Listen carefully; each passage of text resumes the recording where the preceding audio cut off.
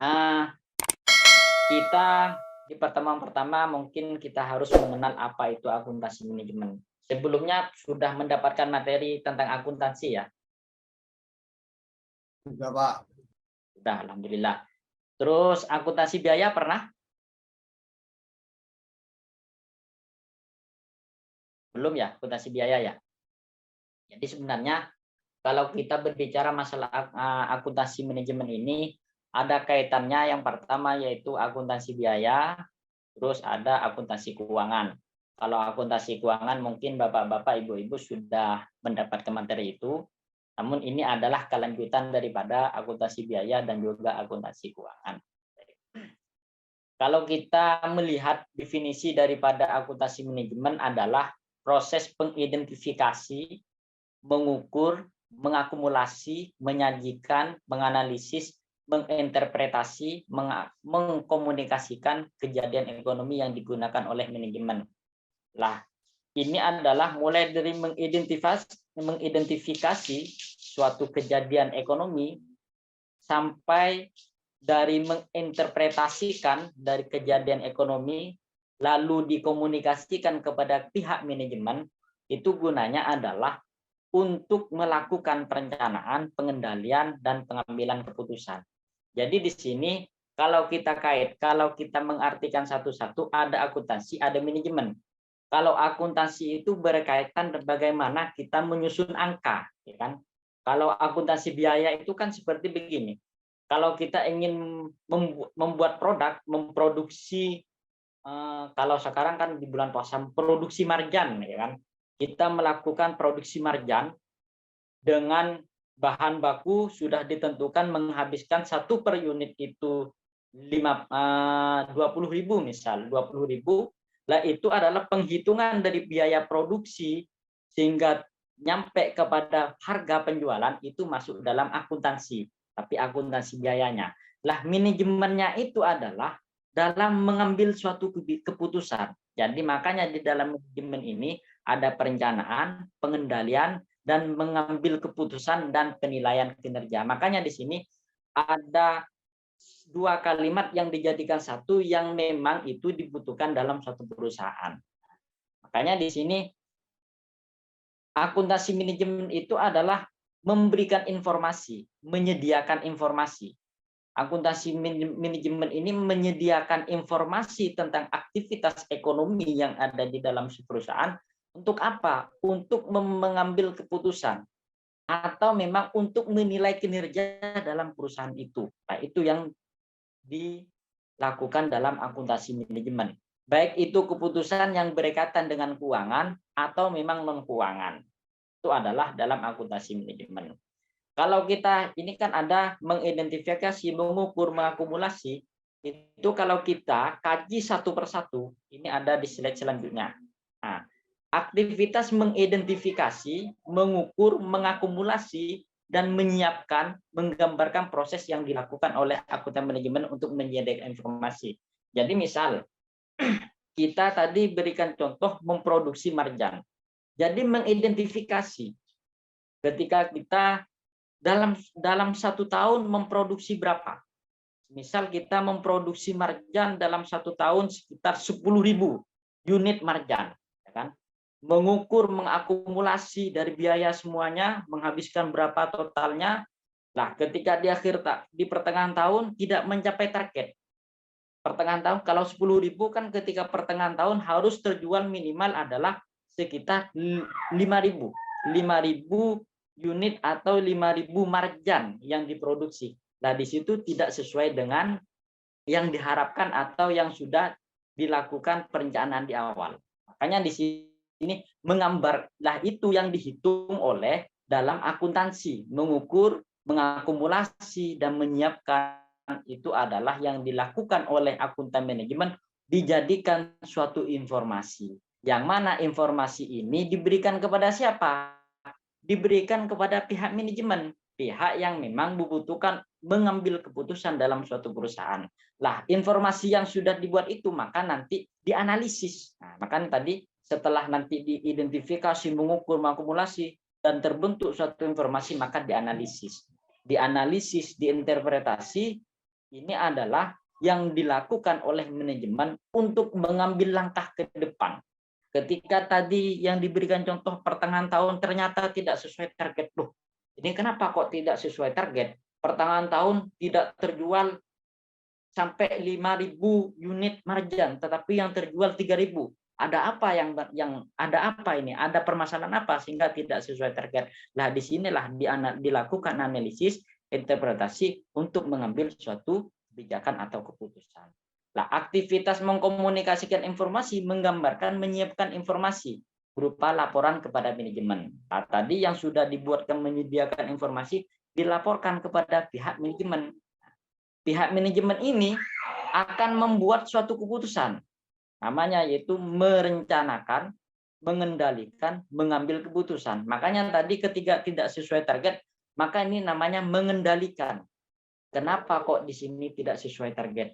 Kalau merencanakan berarti ini berkaitan adalah untuk, makanya kalau di dalam perusahaan itu ada yang namanya penganggaran, ya kan? Penganggaran itu dibutuhkan suatu perencanaan. Nah, perencanaan itu dilakukan ketika kita sudah melihat melihat atau mengcross check kejadian-kejadian atau aktivitas yang sudah dilakukan di tahun sebelumnya sehingga direncanakan ini yang akan dilakukan dengan anggaran sekian. Itu merencanakan. Lalu mengambil keputusan adalah ketika kita sudah menganalisis atas laporan kepada manajemen itu dilakukan pengambilan keputusan atau menilai kinerja.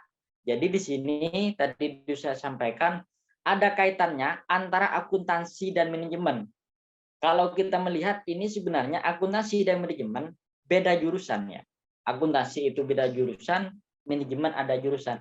Tapi kalau berkaitan dalam suatu perusahaan, tidak lepas yang namanya aktivitas kegiatan itu namanya manajemen, ada juga aktivitas non kegiatan tetapi yang sangat dibutuhkan dalam suatu perusahaan. Apa? Itu keuangan. Keuangan itulah yang dinamakan akuntansi untuk menghitung bagaimana untuk membantu aktivitas yang ada di dalam perusahaan itu sendiri.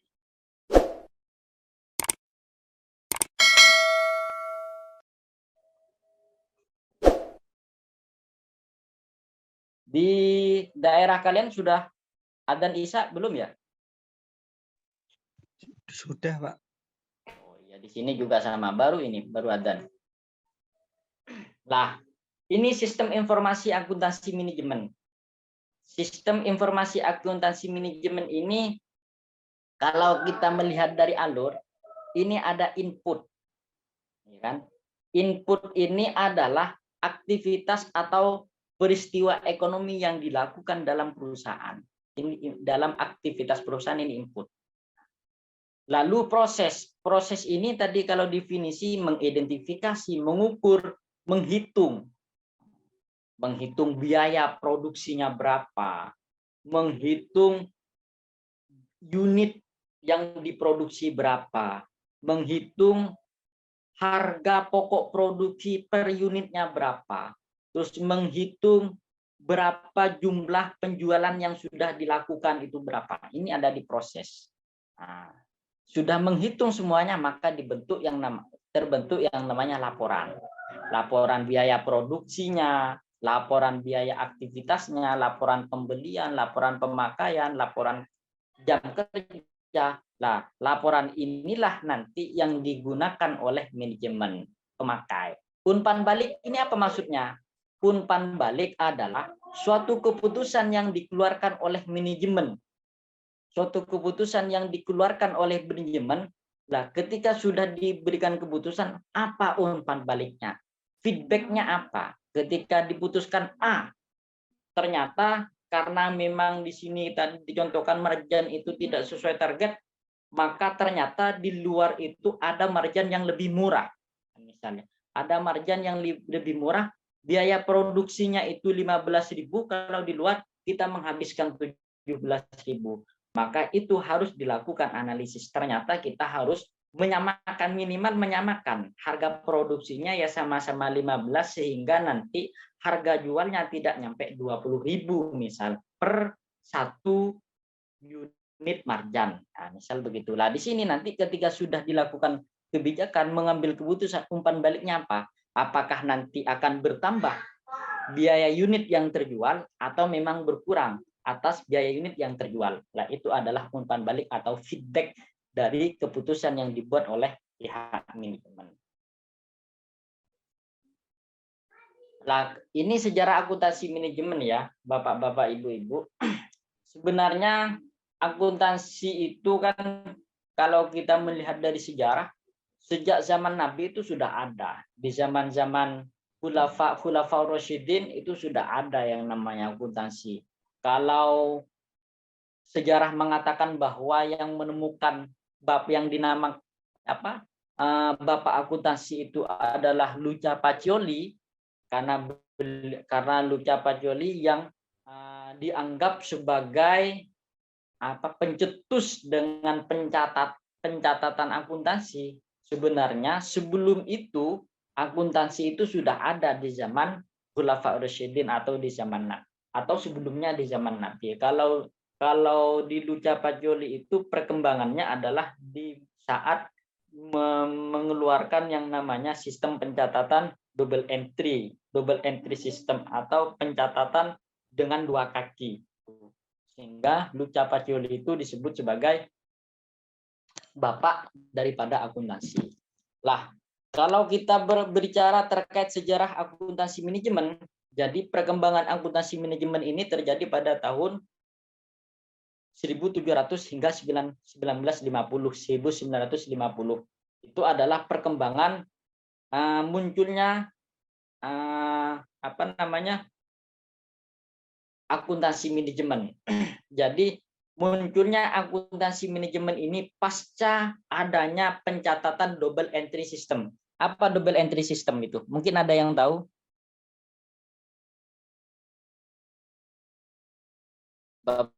Bapak, Ibu, mungkin ada yang tahu double entry system?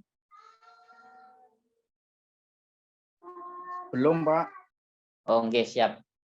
Double entry system itu adalah pencatatan yang dilakukan 2 pencatatan. Jadi kalau di dalam akuntansi itu ada debit, ada kredit. Mungkin dengar debit atau kredit, dengar ya? Dengar, Pak. Nah, itu ketika misal saya membeli peralatan dengan harga 50 juta. Berarti peralatan masuk itu namanya debit, uang keluar itu namanya kredit. Jadi di situ ada 2 yang dicatat. Yang pertama adalah peralatan masuk, itu dinamakan debit. Yang kedua itu adalah uang keluar, itu dimasukkan ke kredit. Itu adalah pencatatan double entry system. Dicatat 2. Itu adalah double entry system. Kalau Bapak, Ibu ini mendapatkan materi akuntansi, ini mungkin pernah disinggung yang namanya double entry system ini. Nah, makanya di sini akuntansi manajemen itu muncul atau dikenal atau berkembang pasca dengan pencatatan akuntansi double entry system ini sudah berkembang. Jadi pasnya itu baru, sebelumnya double entry system masih belum ada yang namanya akuntansi manajemen ini. Kalau kita berbicara akuntansi manajemen sejarah, dulu itu yang dikenal bukan akuntansi manajemen, tapi yang dikenal itu adalah akuntansi biaya. Akuntansi biaya itu adalah, tahu enggak apa perbedaan akuntansi biaya dengan akuntansi manajemen? Mungkin ada yang tahu, Ibu-ibu, Bapak-bapak? Bisa bantu saya? Oke, siap. Kalau akuntansi biaya itu menghitung biaya-biaya per produk atau akumulasi biaya per unit. Itu adalah akuntansi biaya. Kalau kita ingin membuat bolpen, ya kan? Itu bahan bakunya apa saja? Ada tinta, ada wadahnya tinta, terus ada yang di luarnya itu, anggaplah bajunya pulpen yang hitam, biasanya itu adalah bahan produksinya, ada biaya, ada bahan karet, selain itu ada biaya tenaga kerja, terus ada biaya biaya overhead kayak semacam mesin, biaya overhead itu yang dihitung dalam akuntansi biaya. Tapi kalau di akuntansi manajemen itu bukan di situnya, tetapi akuntansi manajemen hasil dari akuntansi biaya inilah yang dijadikan suatu keputusan atau mengambil suatu keputusan dalam suatu perusahaan. Itu adalah akuntansi manajemennya. PPT-nya hilang ya?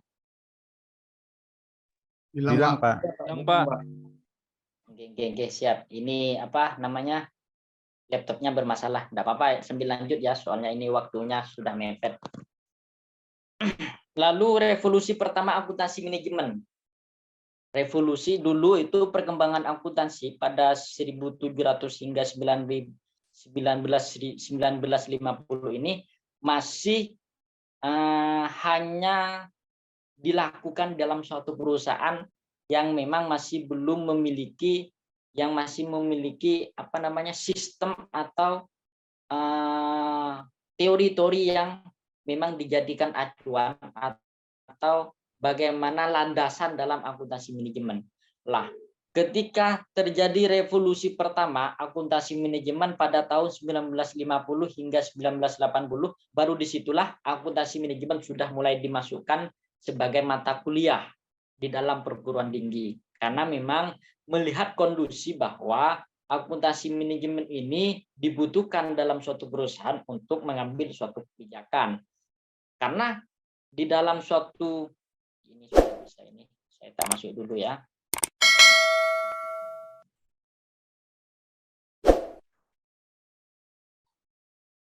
Nah, di sini revolusi pertama 1950 hingga 1980. Nah, disinilah awal mula akuntansi dimasukkan sebagai mata kuliah di dalam perguruan tinggi, yang mana diinisiasi oleh Ford Foundation.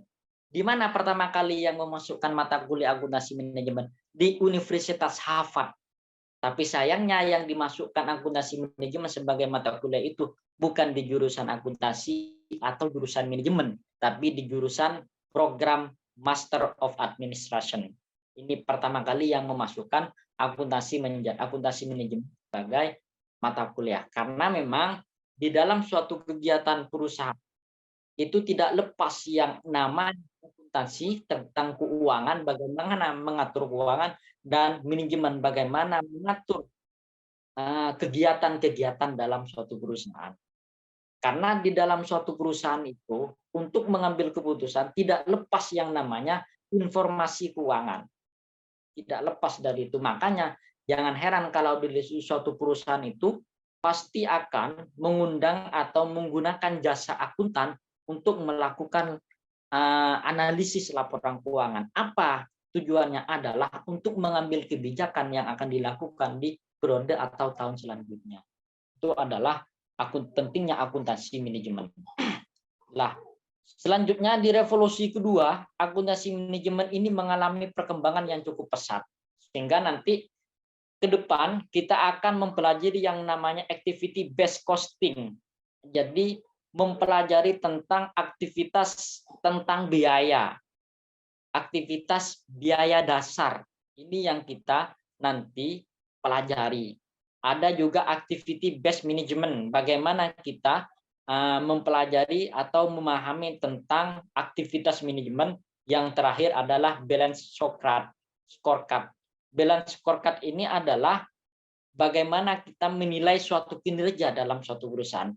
Tiga elemen ini nanti akan dibahas di pertemuan selanjutnya, karena ini sangat digunakan atau penting dalam suatu perusahaan untuk mengembangkan atau bagaimana perusahaan itu tetap survive atau tetap berjalan dan tidak terjadi suatu collapse dalam suatu perusahaan itu sendiri.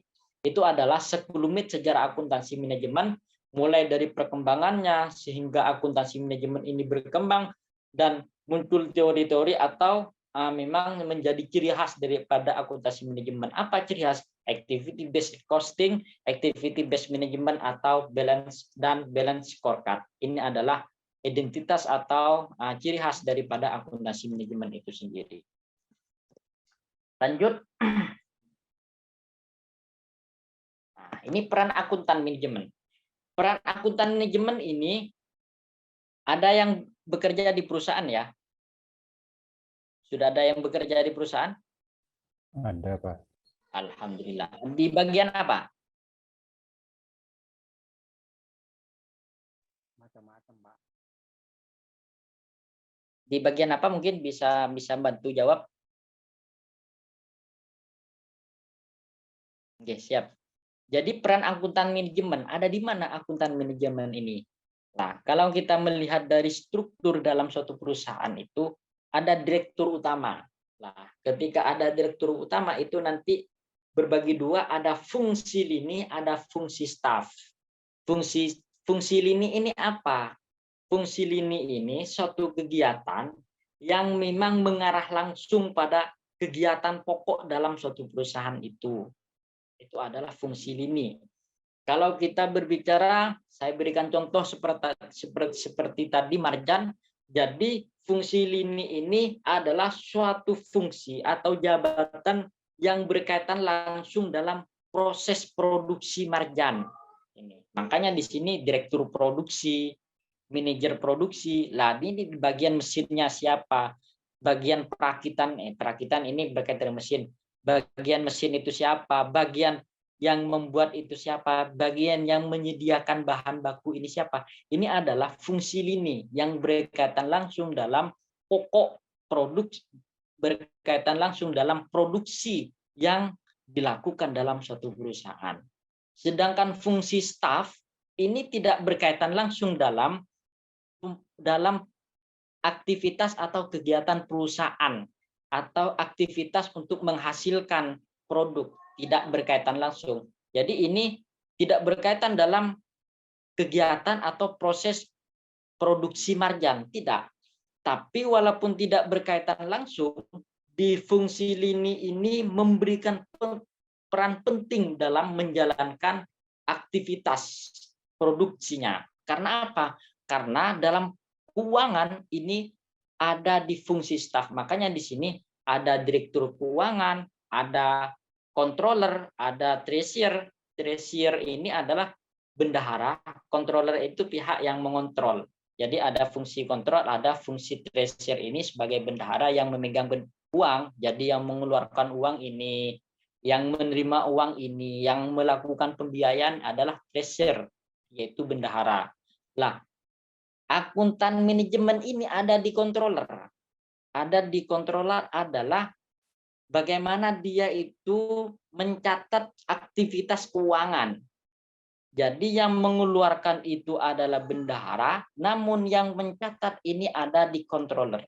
Nah, disinilah tugas daripada akuntan manajemen, bagaimana di sini akuntan manajemen melakukan pencatatan hingga melakukan analisis yang mana hasil dari laporan keuangan itu disampaikan kepada direktur utama. Kalau kita berbicara masalah hierarkinya, jadi akuntan manajemen disampaikan ke direktur keuangan lalu disampaikan kepada direktur utama. Jadi disinilah adalah peran daripada akuntan manajemen. Oke, lanjut. Nah, ini adalah beberapa profesi dalam akuntan. Jadi kalau saya berbicara akuntan itu Bapak-bapak, Ibu-ibu adalah satu pekerjaan yang memiliki profesi. Jadi yang memiliki profesi itu salah satunya ya kayak dokter. Dokter itu adalah profesi. Jadi kalau tidak memiliki sertifikat kedokteran, maka dia itu tidak bisa praktek secara legal. Ya kan? Kalau kedokteran. Sama hukum. Hukum itu adalah profesi. Lawyer itu adalah profesi. Jadi kalau memang dia itu tidak lulus dalam sekolah hukum, sertifikat mungkin ya.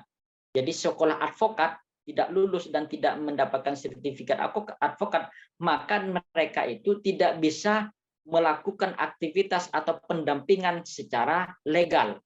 Jadi ikut dalam ikut boleh, cuman nanti untuk menjadi kuasa hukum dalam suatu persidangan tidak boleh. Karena dia itu tidak memiliki legal standing atau belum memiliki sertifikat. Sama akuntan.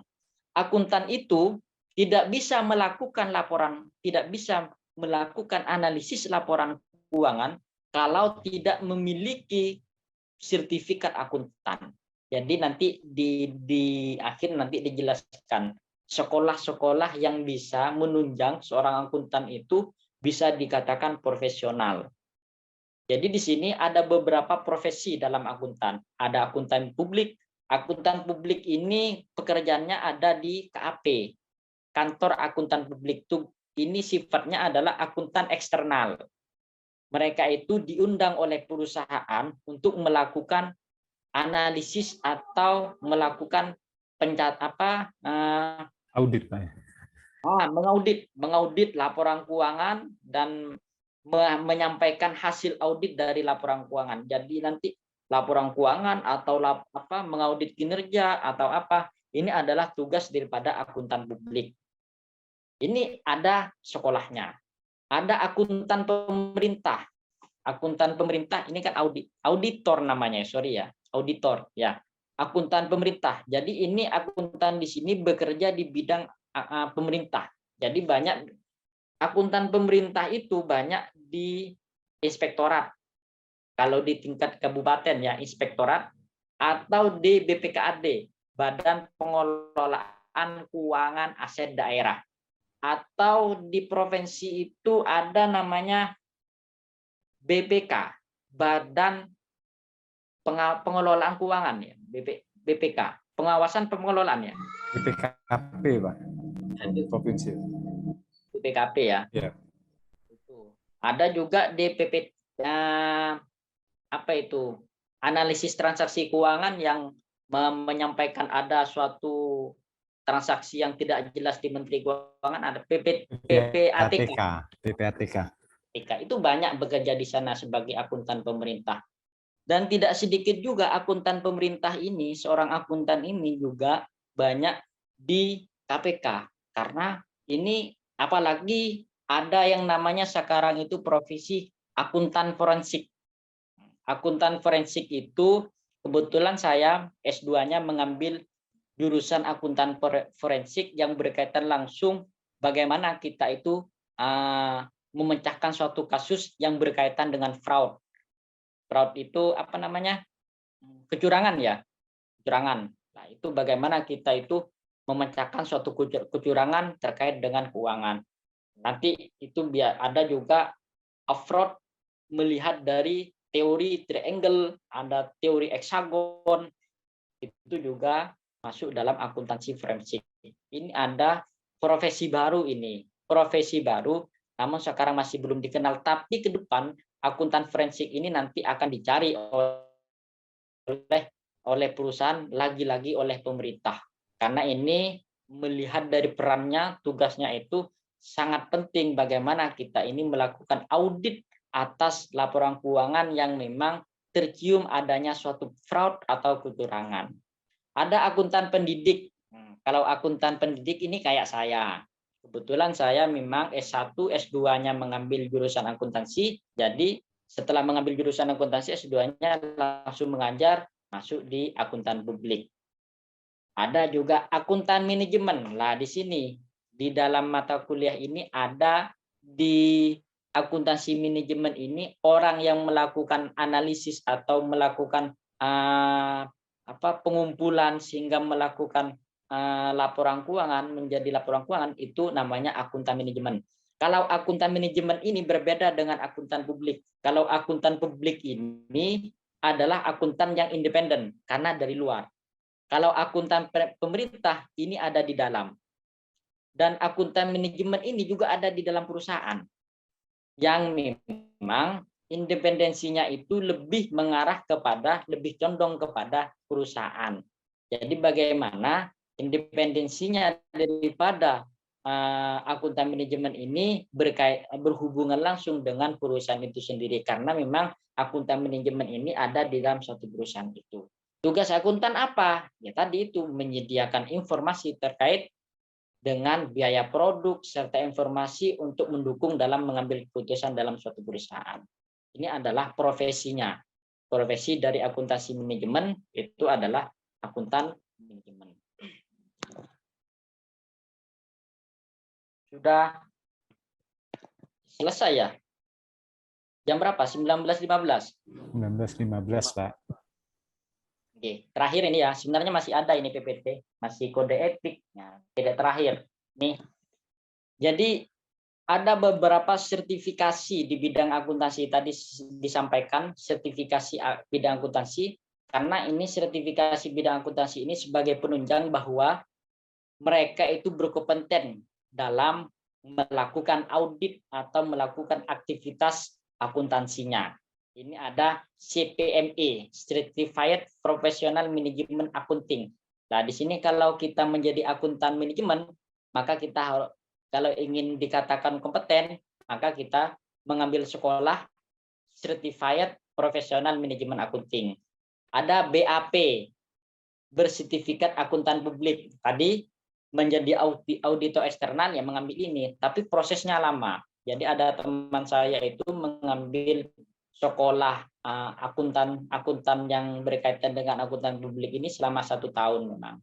Nah itu biayanya memang tidak murah. Tapi nanti ketika kita sudah memiliki sertifikat akuntan, maka kita akan pasti dicari oleh perusahaan-perusahaan besar, akan dicari oleh lembaga-lembaga besar, karena kita ini selain juga memiliki kemampuan, kita ini juga berkompeten yang dibuktikan dengan sertifikat yang kita miliki. Ada juga certified PSAK, pernyataan standar akuntansi keuangan. Jadi ini berkaitan dengan laporan keuangan. Nah, ini yang terbaru. SAS, sertifikasi akuntansi syariah. Pernah mendapatkan mata kuliah akuntansi syariah? Enggak ya?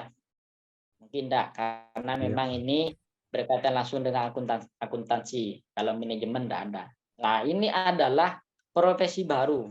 Ke depan pasti ada profesi yang berkaitan dengan akuntansi forensik.